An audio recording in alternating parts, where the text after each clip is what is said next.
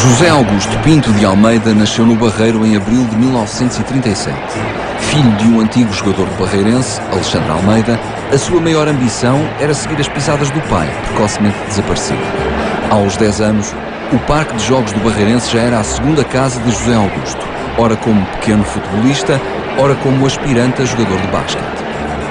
Comecei, iniciei-me na prática do desporto no basquetebol, no tempo em que os campos eram ao ar livre e o piso era terra batida.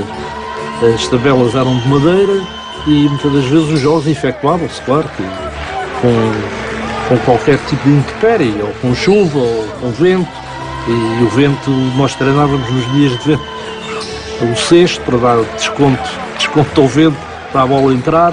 Quer dizer, era realmente, não é nada daquilo que o basquetebol é hoje, não é? Antes dele, houve Félix Antunes, Moreira, Arsénio, Mário João. Pouco depois, chegaria Adolfo. Alguns anos mais tarde, Bento, Carlos Manuel, Nunes, Frederico, Chalana. Consegue escalar-se um 11 fantástico só com os grandes jogadores que chegaram ao Benfica vindos do Barreiro. A terra natal de José Augusto era um dos melhores cartões de visita que tinha para apresentar ao mundo do futebol. O Barreiro era especial. Eu fui ao Barreiro ver jogos do Barreirense Benfica. Eu não digo que era perigoso, mas era um campo onde se via que havia muita garra, muito fervor pelo Barreirense. E depois mais tarde a CUF também, mas o Barreirense é que era o verdadeiro clube mais conhecido e de onde saíam muitos jogadores para o Benfica. De facto, o Barreiro foi um sítio onde os jogadores despontaram brotaram quase do chão, assim como nasce uma planta. Mas é bom não esquecer que, para além dos homens que se distinguiram nas equipas como avançados ou como médios, foi uma grande fábrica de guarda-redes. O Barreiro teve os melhores guarda-redes deste país naquela época, ou em várias épocas até. É um espaço com alguma densidade populacional e com tradição. E conta sempre aqui a tradição. Tinha muita tradição no futebol, logo desde muito novos a jogar futebol, e formava muitos jogadores, e não só para o Benfica, mas sem dúvida que o Benfica foi dos clubes que aproveitou mais jogadores do Barreiro logo nos anos 30. Era pura e simplesmente um viveiro de jogadores. Não sei se existiam algumas capacidades de resposta na formação. O que é facto é que foi atribuído ao Barreiro exatamente a fonte de grandes jogadores de futebol. Essa relação do Barreiro é engraçada, porque é uma coisa que se vai manter até anos 70, 80, início dos anos 80, em que muitos jogadores portugueses de talento do Benfica vêm do Barreiro. Eu gosto de pensar que isso está ligado àquilo que eu acho que é a maior universidade do futebol, que é o futebol de rua, que é a rua, que é onde realmente se consegue entender melhor o que é a picardia do jogo, o drible, a finta, jogar numa rua cheia de buracos. Eu acho que essa origem dos grandes craques, essa origem do Zé Augusto, vinda do Barreiro, nesse caso, depois transportada para o futebol de relva, para o futebol dos grandes estádios, faz aquilo que ele era como jogador. Aos 17 anos, José Augusto foi obrigado a escolher. Ou bem que tínhamos jogador de futebol, ou bem que tínhamos basquetebolista. Ele escolheu ter a bola no pé. Ainda júnior, é chamado à respectiva seleção nacional. Dá nas vistas em Itália, no torneio internacional da UEFA. O barreirense percebe que o jogador que tem nas mãos é mais do que uma simples promessa e não tardará a lançá-lo na equipa principal. Itália foi o torneio internacional. Jogámos com a Alemanha, com a Itália, em Livorno e em Pisa. Fiz a primeira internacionalização a nível de júniores. Foi precisamente na Itália. No entanto, eu comecei, depois desse convite, passei a ter realmente um contrato com o Barreirense, com um contrato a prazo. Nessa equipa, o Barreirense também tinha excelentes equipas. Não era fácil um júnior entrar na primeira categoria do Barreirense como ele entrou. Não era nada fácil. Recordemos os trajetos do Barreirense na primeira divisão nessa altura e as suas classificações, embora muitas vezes fosse considerado o sobe e desce, mas era só B10, mas também foi provas europeias, já não com o Zé, claro. E efetivamente o Zé sobressaiu disto de tal maneira que não me espantou. A 10 de outubro de 55 e com apenas 18 anos, José Augusto estreia-se na primeira divisão. Colocado no eixo do ataque do Barreirense, só precisa de 3 semanas para chegar à ribalta. A equipa perde 3-2 com o Sporting, mas é ele o grande vencedor da tarde. Marca 2 golos e ainda vê o árbitro anular-lhe um terceiro.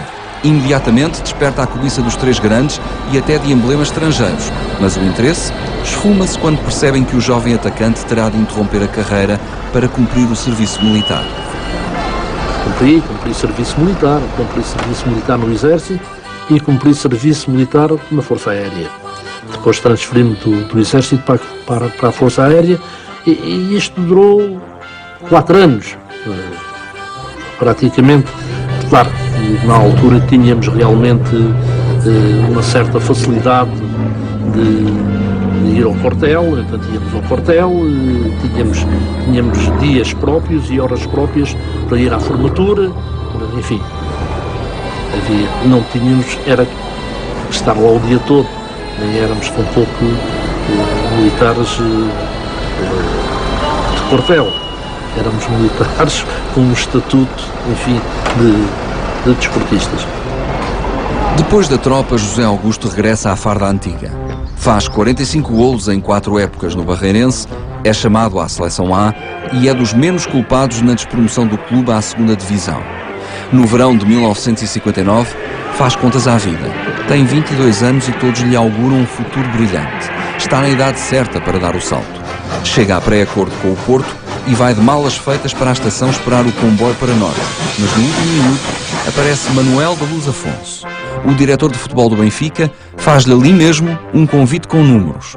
Do ponto de vista económico, a proposta é boa. Do ponto de vista do coração, melhor ainda. O José Augusto é de facto um caso muito interessante do futebol do Benfica, visto que apareceu no Benfica muito jovem, vindo do Barreirense, mas quando apareceu no Benfica já era um jogador com créditos firmados. Portanto, ele tinha sido internacional nos escalões mais jovens do futebol português e, curiosamente, tinha já sido internacional por 2 vezes ao serviço do Barreirense. E, portanto, o José Augusto não era um jogador qualquer, não era apenas um potencial bom jogador, ele já era um jogador de créditos firmados. E apesar dos convites que sempre existiam na altura e daí da dificuldade da opção que o José Augusto teve, visto que tinha convites, alegadamente do Sporting, falou-se também a certa altura do interesse do Porto, mas tinha sobretudo um convite do Grupo Desportivo da CUF, a lendária CUF do Barreiro. E esse convite não era um convite qualquer, visto que a CUF, na altura, permitia que os jogadores, para além do futebol, tivessem, digamos, um contexto de trabalho profissional e que depois da sua carreira no futebol pudessem continuar na empresa, agregados à empresa. Isso dava, de facto, um conforto e uma segurança muito grandes aos futebolistas. E, portanto, não foi fácil a vinda do José Augusto para o Benfica e essa vinda ficou a dever-se, sobretudo, ao facto do pai ser benfiquista, do José Augusto ter já uma predileção muito grande pelo Benfica, mas, sobretudo, pelo papel de Manuel da Luz Afonso. À altura, o dirigente do Benfica que definiu exatamente a sua vinda para o Benfica e o seu ingresso na Luz. Tinha 10 anos na altura quando o Benfica foi ao Barreiro, enfim, a pedido dos seus jogadores, fazer uma festa de homenagem ao meu pai, porque o meu pai tinha emperlizado. E isso, como deve calcular, marcou-me bastante, não é? O José Augusto, na época de 58 e 59, ainda jogava no Barreirense. Foi nessa situação em que o Bela Gutmann muda de clube, que há aqui uma simultaneidade. O Bela Gutmann muda de clube, o Futebol Clube do Porto para o Benfica, e o José Augusto muda também de clube, do Barreirense para o Benfica. Havia quem dissesse que ele já estava apalavrado e o Bela Gutmann, se continuasse no Futebol Clube do Porto, o José Augusto iria para o Futebol Clube do Porto, porque foi uma indicação do Bela Gutmann. Como o Bela Gutmann veio para o Benfica e antecipadamente sabia que vinha para o Benfica, o José Augusto acabou por vir para o Benfica. Aliás, o Bela Gutmann, quando veio, e há a passagem do José Augusto que era para ir para o Porto e não vai para o Porto porque o O Belo Augusto me dizia que o José Augusto não era jogador para o Porto porque já sabia que vinha para o Benfica e que o trazia para o Benfica. Era um avançado muito perigoso, saltava muito bem de cabeça, marcava muitos golos de cabeça e era rápido, tinha uma grande velocidade. Então o Benfica foi buscá-lo. Foi buscá-lo por, não naquela altura, 200 contos, quer dizer, funções eram 20 milhões. José Augusto pega destaca no Benfica de Bela Gutmann. Com o centro do ataque ocupado pelo Sr. José Águas, o treinador adapta José Augusto ao lado direito da frente. O barreirense parece nunca ter jogado noutra posição. Estreia-se a 20 de setembro contra o Setúbal e começa a marcar na semana seguinte frente ao Braga. Não só vai jogar todas as partidas do campeonato, como no fim do ano será o melhor marcador do Benfica no Nacional. São 19 golos, mais um que Águas, e atuando bem mais longe da baliza.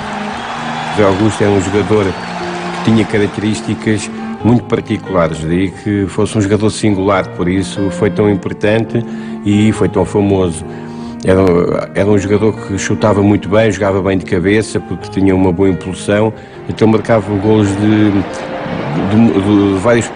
vários pontos do campo, de vários lugares, tanto mais sem ângulo como na zona frontal. Ele marcava muito bem, sabia desmarcar-se e sabia rematar à baliza. Na fase dos dois extremos, José Augusto à direita e Simões à esquerda, o Benfica tinha uma equipa espetacular que explorava muito os flancos.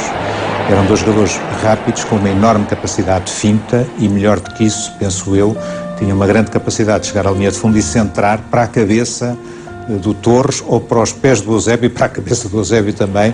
Tinha uma capacidade milimétrica de centro, de facto, os tornou jogadores de primeira grandeza. Eram dois extremos fantásticos. O José Augusto é o extremo como hoje existe e como hoje se joga, embora hoje se chama alas direitas. O José Augusto era um jogador que partia para cima do defesa, driblava rápido e com precisão e à linha centrava, como o extremo deve fazer. E depois jogava muito bem de cabeça também.